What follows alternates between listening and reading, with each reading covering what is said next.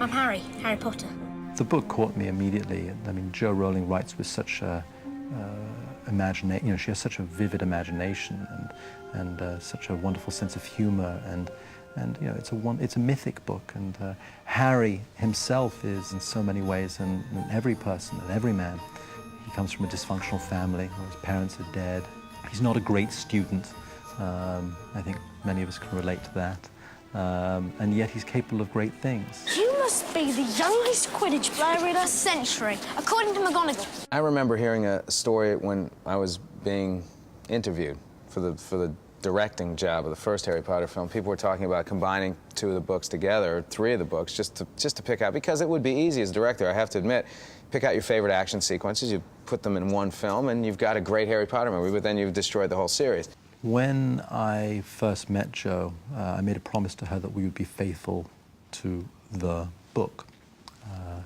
And that was of paramount importance to myself and Steve Clovis when he was hired, and Chris Columbus when he was hired. This has probably been the most challenging thing I've done, because to condense the book is extremely difficult. And then there's a certain amount of care you have to take in terms of selecting those moments you want to be in the movie so that they'll represent the entire book. There's been some criticism from certain people that we've been too faithful to the book. My feeling is if you're a fan of the book, you need to be faithful. If you love something, you should be faithful to it. I can't think of anything I've written where they said that's impossible.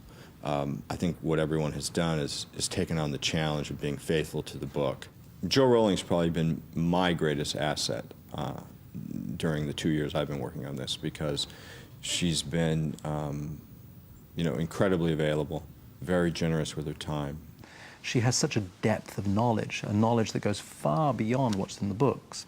In a way, I look at the book as a tree, and we see the tree, but she has knowledge of all the roots. You know, she has endless notebooks filled with ideas and thoughts and notes on Hogwarts and the world and the characters. One of the mantras in the film for us when we were making it was, we want this to be unlike anything we've ever seen. We want to do things that are unlike anything, that really you have no other filmic reference for. Jo Rowling creates these worlds. You don't have any filmic reference for a ceiling that reflects the night sky. It's not real, the ceiling. It's just bewitched. We didn't have anything to look at. You don't have a filmic reference for a Quidditch game. You know, I don't envy Chris in the sense that, you know, when you have a scene like Quidditch that lives in the minds of readers, and they have it worked out in their head in this extraordinary fashion, to realize that for film is, you know, I think terrifying on some level, because you want to deliver in every way possible. But I think that's part of the fun of it. Jo Rowling conjures up these images so vividly that bringing them to life just felt like a very natural, as I said, organic process. Hogwarts was a place that should look as if it's been built by magic, constructed by magic, and we felt that that was important in terms of the construction of the set and in terms of the construction of the model, of the look of all of Hogwarts. Yet at the same time, it had to feel timeless. It had to feel as if it's existed forever. It had to be sort of a little grungy, a little dirty, but it still had to have some integrity and reality. I mean, you do walk into these sets, wherever you may be, here at Leavesden Studios, and you feel like you're at the school, which is a remarkable achievement from our production designer, because Stuart Craig designed all of this, and we were all, you know, sort of unified in a similar vision. We all wanted it to feel very real. Hogwarts is 1,000 years old.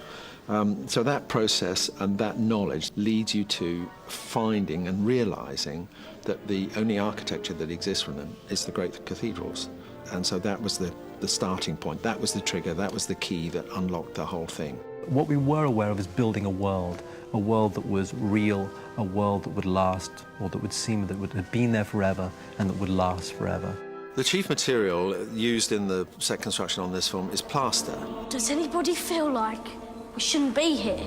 They make molds, impressions of real things, and then out of those molds are cast solid sheets of brickwork, sculptures, you know, oak beams, whatever you need. The floor in the Great Hall is made of actual York stone, which has a greater degree of permanence than other materials we might have used, which is a good thing, given that we have 400 kids in and out of there each day. The Great Hall was the dining hall at Christ Church College in Oxford.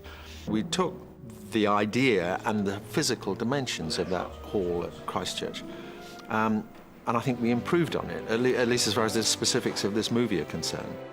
Hogwarts is a place that's rooted in reality in terms of architecture, but certain parts of that architecture, like paintings on the wall, may move. That's the thing that's wonderful about this place, is it feels real, but if you turn a corner, you may see a ghost, you may see something that's a little magical, it's a little unreal, which is kind of interesting. What's pleasing about what we've done and what we're continuing to do is the number of children especially who said, oh, it's just like I imagined it would be. Set and action! This is no graveyard. It's a chessboard. The chessboard was built as a complete set, so walking onto that set for the first time was absolutely staggering. And I'll never forget working on that set. I was so excited about doing the chess scene that I used to go to the construction site every couple of weeks just to see how it was progressing.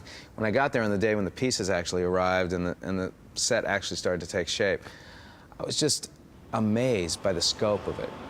And I thought, when we light this properly and we shoot it with specific lenses and we put these little kids in this world, it's going to feel completely magical. I think this is gonna be exactly like Wizard Chess.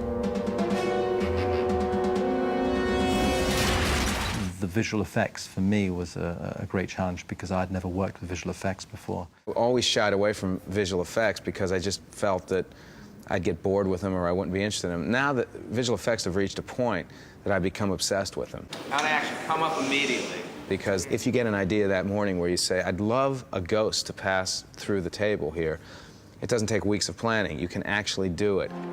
Hello! I think there are somewhere between 700 and 800 visual effects shots in the film, so that undoubtedly was a great challenge, bringing Quidditch to life, bringing the troll, Fluffy, Voldemort, all to life. You know, a great challenge.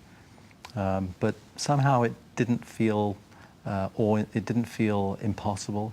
It, as I said, evolved oh so naturally from the book. For Quidditch, particularly, we always felt it was important that Quidditch feels like a real sport, meaning that if you did have broomsticks that flew, and if you had access to a stadium with 3 enormously huge golden hoops, if you could believe that all those things were possible, if we could make the audience believe that, then we could create a sport that people believed actually was being played. Oh, Mail's here. 80% of the owls that you see on screen are real. Gary Giroux, our animal trainer, was in England. He had access to more owls, I think, than you could ever find in America. So we were able to train all sorts of owls. Owls are beautiful creatures, but they are difficult to train. When you see Hedwig deliver the Harry's Nimbus 2000, his broomstick, we see some of the owls delivering mail. Now, obviously, we didn't fill this room with owls, but we did do several shots with real owls delivering mail here, which is incredibly difficult, but we added some CG owls to fill the room because you couldn't, in terms of training these owls, you couldn't get more than a few in at a time or else they would start running into each other. It's true then, what they're saying on the train. Harry Potter has come to Hogwarts. Harry Potter. We'd been looking for Harry for quite some time. I'd begun looking for Harry before Chris Columbus came aboard in November of 1999. And here we were in July, and we hadn't found our Harry. And Steve Clovis and I went off to the theatre, and I walked into the theatre, and there was this boy. And so I was struck by him, and all through the play, I could barely pay attention. I was looking behind me at this person who had this quality, this old soul. I realized that this boy had something very special, had the quality that we were looking for. Ow! You stood on my foot! Obviously, we tested a lot of kids, and once we saw these 3 kids on screen together in their initial screen test, we realized that there was an enormous amount of chemistry between them, and we thought, these are the kids, and they fit together. What if I make a fool of myself? You won't make a fool of yourself. It's in your blood. We had the most, fantastic group of actors, children and adults alike. Once those kids got together and once they formed that bond, the chemistry only intensified. And it was the 3 of them and then all the other kids who were together on the set every day. They just immediately became their characters and hit it off. At Hogwarts, we have our very own school. We educate each and every child that works on the film, from the doubles to the stand-ins, the extras, and Dan Rupert and Emma, the three principal kids. Come on, guys. This one will be the last thing, no matter what happens. Focus. One of the challenges we had to face was making this film on a schedule when you only had your lead actors on set for 4 to 4.5 hours a day. The children were allowed on site at the studio for 9.5 hours a day. Of that, 3 hours were given over to education, which was often one-on-one tutorials.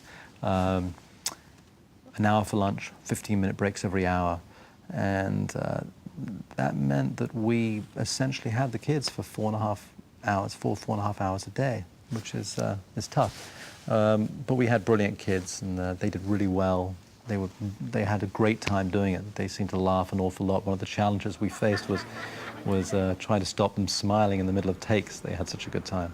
I like working with kids because they're very enthusiastic about being here. You take these 3 kids in the film, and the 3 of them together have such an enthusiasm about being on the set, about being involved in the world, that they're willing to give 150%. You can't let them down. I can't be sitting in the background on my chair just yelling action and cutting and not involving myself. I like to become an active participant in what's going on. Set.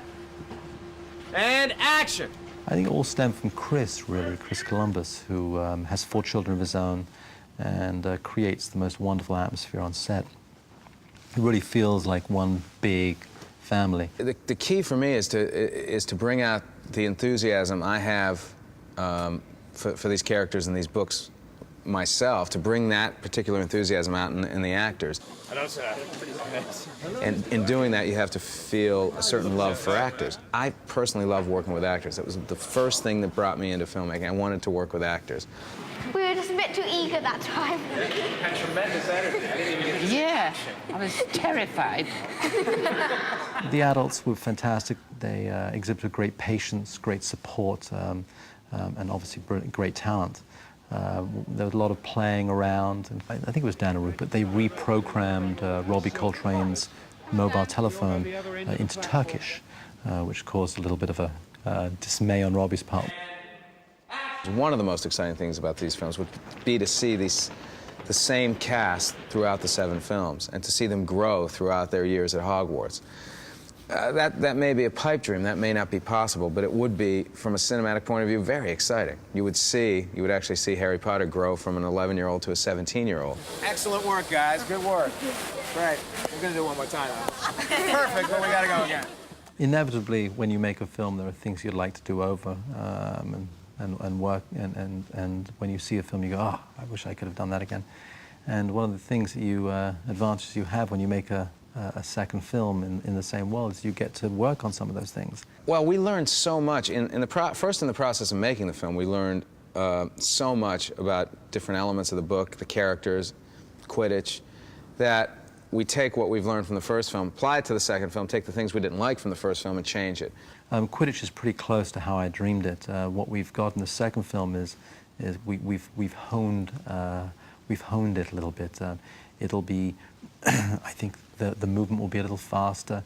We're also incorporating a trench around the outside of the field, which will be where a big portion of the action takes place as Harry is chased by a bludger throughout the field. In Harry Potter and the Chamber of Secrets, we have many new characters, amongst them Gilderoy Lockhart, wonderfully narcissistic and self-promoting new professor of the dark arts, being played by Kenneth Branagh. And we meet Ron's father, Arthur Weasley. Lucius Malfoy, who is Malfoy's father, who is wonderfully evil. We get to meet a new student, a kid by the name of Colin Creevey, who's an obsessive fan of Harry Potter, who's constantly taking his photographs. Another character we meet is Ginny Weasley, who's Ron Weasley's younger sister. There's also little characters sprinkled in and about. We get to meet Madame Pomfrey, who runs the hospital for the first time. We meet Madame Sprout, who runs the greenhouse. The other thing that we have in the second film, which I really love, is the flying car, which Harry and Ron fly a Ford Anglia to Hogwarts, which is a cause of much havoc and mayhem and a lot of fun. We also meet the Whomping Willow, which is a tree that is a willow that whomps. Some new interesting characters and the same gang of characters coming back. Harry, at a certain point in the second book and second film, is a suspect in the horrors that are going on at the school, and in so being is cast aside and is looked on with both fear and dislike by many of the students. And you're telling a story that's a little bit darker than the first one, and the characters are a year older, so they're a little more complex, and little things are happening with each character. A host of really wonderful, eccentric, mad, original characters that Joe has concocted that will be seen in the film. Thought you were leaving without saying goodbye, did you? I think I'm most proud of the fact that the fans of the book and seem to love this film, and that's important. That's important to me. It's been a few years filled with the most amazing experiences, the most amazing moments. It's been a great journey. I'm very lucky.